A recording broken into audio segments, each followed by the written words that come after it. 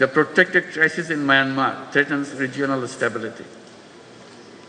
For more than 7 years, Bangladesh has been hosting over 1.2 million forcibly displaced Rohingyas who are Myanmar nationals.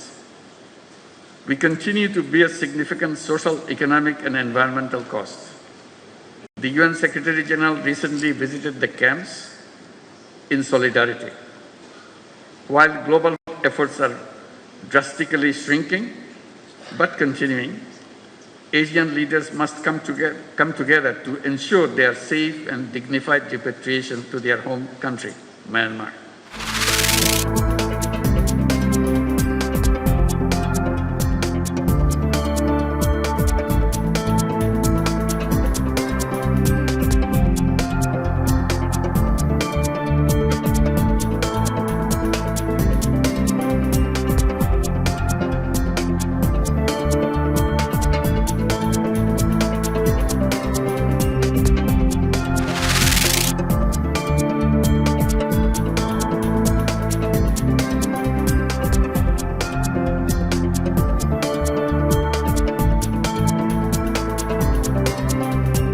অচিরেই নির্বাচন commission কর্তৃক gadget হবে এবং সেই গ্যাজেটের মাধ্যমে ইনশাআল্লাহ ঢাকা দক্ষিণ সিটি কর্পোরেশনে অচিরেই মেয়র হিসেবে উনি শপথ গ্রহণ করবেন। আজকে আমরা ন্যায় বিচার পেয়েছি, এটাই হলো আজকের মূল আমাদের বিষয়। এখানে আমি মেয়র হতে পারবো বা আমি মেয়র পদে শপথ গ্রহণ করব কিনা সেটা সম্পূর্ণ দলীয় বিষয়।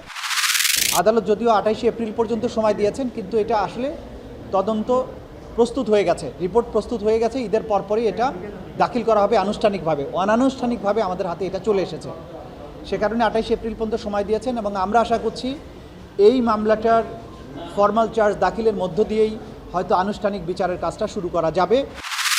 ইউপিএন উপদেষ্টা মন্ডলীর সদস্য বেশিরভাগ আমরা ঢাকা থাকবো, এটা কথা হয়েছে। দরকার হলে সেই বন্ধের মধ্যে আমরা দরকার মিটিং করবো। সো এটা আটকে থাকবে, এটা আমাদের মধ্যে কথা হয়েছে। বেশিরভাগ আমরা সবাই ঢাকা থাকবো, 2-1 ছাড়া।